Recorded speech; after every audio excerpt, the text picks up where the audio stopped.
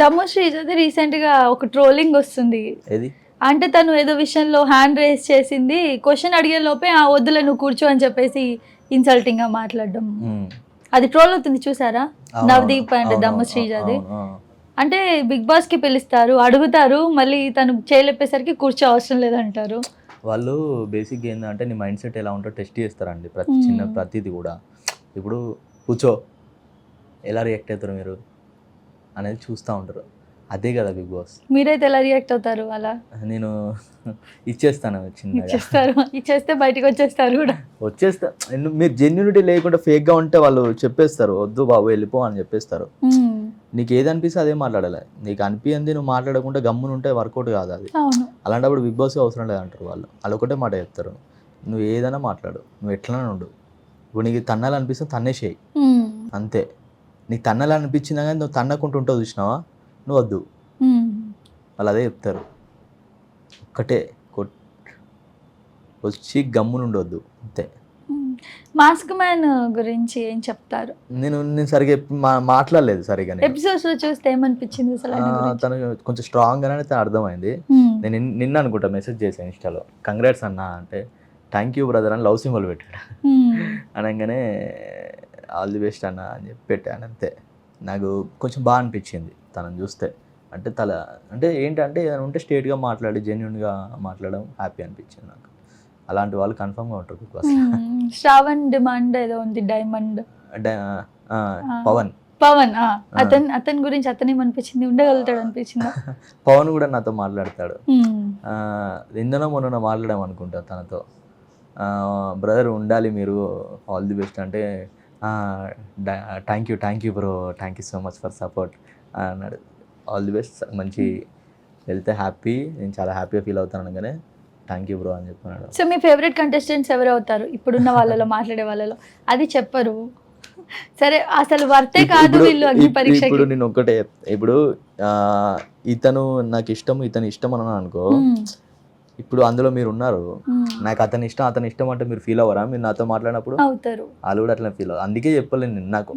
నాకు ఇలా అనిపించింది అని చెప్పేసాను అనుకో, వీళ్ళు ఫీల్ అవుతారు, ఆహా ఓకే మన పేరు చెప్పలేదా వీడు, ఓకేలే అని అనుకుంటారు. అదే చెప్పకుండా గమ్మునున్నాను అనుకో, ఓకేలే ఎవరి పేర్లు చెప్పలే కదా, మనకు కూడా చెప్పలేదు అనుకుంటారు. ఓకే, సో ఈ క్వశ్చన్ కూడా ఆన్సర్ ఇవ్వరు అనుకుంటా. నేను వాళ్ళతో పర్సనల్ గా మాట్లాడినప్పుడు మాత్రం చెప్తా.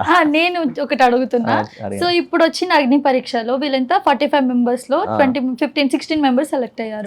15 మెంబర్స్ సెలెక్ట్ అయ్యారు కదా, వీళ్ళలో అసలు వర్త్ కాదు అనిపించిన వాళ్ళు ఎవరు? అమ్మో ఇది చాలా కష్టం. ఎందుకు కష్టం? వాళ్ళు ఫీల్ అవుతారు వట్టిగానే నాకు, ఎందుకంటే వాళ్ళంతా ఫీల్ అవుతారు. మరి ఇప్పుడే జెన్యూన్ గా లేరు మీరు. మరి అదే మీరు బిగ్ బాస్ లో డైరెక్ట్ గా చెప్పాలి కదా. ఇప్పుడు బిగ్ బాస్కి వెళ్ళాం అనుకో, ఆడ చెప్పాలి. ఇక్కడ ఇంటర్వ్యూ కదా, ఫోటోలు వేసేసి ఇడంటే నాకు ఇష్టం లేదని వేసేస్తారు. ఇది చాలా దారుణం కదా. అక్కడ అనుకో ఫీల్ అయితే లైట్ తీసుకుంటా, నేను పట్టించుకోను. బిగ్ బాస్ కి వెళ్తే మళ్ళీ ఇలా ఉంటే నడవదేమో కదా, జెన్యూన్ ఉండాలి కదా, నచ్చకపోతే ఓపెన్ గా చెప్పాలి. అవును, ఇక్కడ ఇప్పుడు వాళ్ళు ఇప్పుడు ఇవాళ రేపు అయితే వాళ్ళది అయిపోతుంది ప్రాసెస్. అలాంటప్పుడు మనం వాళ్ళని ఇది చేయడం కరెక్ట్ కాదు. ఇప్పుడు ఒకవేళ మన వల్ల వాళ్ళు బాధపడతారు అంతే. 2 days కోసం మనం ఎందుకు ఇది చేయడం అని నాకు నచ్చదు. ఇప్పుడు 7th కదా స్టార్ట్ అయ్యేది. అవును, 7th సెప్టెంబర్. అట్లా వాళ్ళు ఏమనుకుంటారు, అమ్మో నా గురించి నెగిటివ్గా మాట్లాడుతున్నారు అనుకుంటారు. నెక్స్ట్ ఇంటర్వ్యూలో మీ గురించి ఆయన మాట్లాడతాడు, మాట్లాడినా పర్లేదు, ఇట్స్ ఓకే. ఓకే, సో నా లాస్ట్ అండ్ ఫైనల్ క్వశ్చన్ ఏంటి అని అంటే, మొత్తం ఈ ఎక్స్పీరియన్స్ గురించి ఒక 2 words లో షేర్ చేసుకోవాలి. అగ్ని పరీక్ష ఎక్స్పీరియన్స్ మొత్తం చాలా హ్యాపీ అనిపించింది ఫస్ట్ నాకు. ఎందుకంటే ఒక ఇన్ని వేల పీపుల్ అంటే ఒక 13,000-14,000 దాంట్లో నేను ఉండడం చాలా హ్యాపీ అనిపించింది. మళ్ళీ ఇంకోటి ఏంటంటే అందులోకి వెళ్ళి 200 మెంబర్స్ని తీశారు, అందులోకి వెళ్ళి 100 మెంబర్స్ని తీశారు, 100లోకి వెళ్ళి 40-45 మెంబర్స్ని తీశారు. అందులో మనం ఉండడం అన్నది హ్యాపీ. అది ఒక ఎపిసోడ్ టెలికాస్ట్ అయ్యి మనల్ని కొంచెం ముందుకు తీసుకెళ్లారు. మళ్ళీ హాట్స్టార్లో పెట్టి మళ్ళీ ఆ వీడియో కట్ చేసి నాకు కొలాబరేట్ పెట్టి, అంటే ఇంతమందిలో మనం అక్కడ దాకా వెళ్ళామంటేనే హ్యాపీ. చాలా మంది అవకాశం దొరక కూడా ఉంటారు. ఇప్పుడు ఏంటంటే నేను ఇప్పుడు ట్రై చేస్తే నాకు చాలా ఈజీ. అది కొంచెం నా గురించి ఆలోచిస్తారు, ఇంతకుముందు ఆలోచించకపోవచ్చు, ఇప్పుడు ఆలోచిస్తారు కదా. ఇప్పుడు కొంచెం నేను స్ట్రాంగ్గా ట్రై చేయవచ్చు ఇంకా గట్టిగా అని ఐఎమ్ సో హ్యాపీ వాళ్ళని గుర్తించి పిలిచినందుకు. ఎందుకంటే అసలు వాళ్ళకి నేను పిలవాల్సిన అవసరం కూడా లేదు. నన్ను పిలిచి అక్కడ దాకా స్టేజ్ దాకా పిలిపించారంటేనే ఎక్కడో ఇక్కడ కొంచెం వర్తబుల్ రా నాయన అని పిలిచినట్టున్నారు. నెక్స్ట్ మొత్తం అనిపిస్తారులేండి. సో ఇంకొక లాస్ట్ అండ్ ఫైనల్ క్వశ్చన్, ఒకవేళ నిజంగా బిగ్ బాస్ కి వెళ్ళుంటే ఎన్ని డేస్ ఉండేవాళ్ళు అక్కడ, ఎన్ని వీక్స్ సర్వైవ్ అయ్యేవాళ్ళు? నేనా బిగ్ బాస్కి వెళ్తారా, డైరెక్ట్ కప్కే ట్రై చేసుకుని వస్తా డైరెక్ట్. అంటే ఎన్ని వీక్స్ అని ఉండదు, కాంపిటీషన్ ఎక్కువ ఉంది కదా మరి, అన్ని ఫేస్ చేసేవాళ్ళ? తీసుకొచ్చుకొని అందరినీ, ఇంకా అన్ని సీజన్లో ఉన్న వాళ్ళందరూ తెచ్చుకోమని. ఓకే, మెంటల్గా కప్ కోసమే ట్రై చేసేవాళ్ళు అంతే. ఎందుకంటే నేనేంటో నాకు తెలుసు కదా. ఒకవేళ మధ్యలో ఒక టాప్ 10 కి వెళ్ళో లేదా 15 లోకి వెళ్ళో బయటికి వచ్చేటప్పుడు ఫీలింగ్ వెళ్తే ఫస్ట్ వీక్ లోనే వచ్చేయచ్చు కదా, వచ్చేయచ్చు, అప్పుడే పంపించేయండి. అంటే ఒకవేళ ఎలిమినేట్ అవుతే ఏంటి ఫీలింగ్ అంటున్నా? లేదు, అప్పుడు గీతూ రాయల్ చేసింది అలా లేదు. ఇప్పుడు బేసిక్ ఏంటంటే ఇక్కడ నాకు అవకాశం రాలేదు బేసిక్గా. ఇప్పుడు స్టార్టింగే కదా, నెక్స్ట్ గేమ్స్ రౌండ్ అవి సంథింగ్ ఉన్నాయి కదా, అక్కడ దాకా పోయేది ఉంటే తెలిసేది కదా నేను ఏందని. తెలియక ముందుకి తీసేసరికి కొంచెం బాగా. ఇప్పుడు ఇందులో ఎట్లా అయితే డైరెక్ట్ మూవ్ ఉంటుంది, అంటే మనం ఏంటో తెలుస్తుంది ఆడియన్స్ కూడా.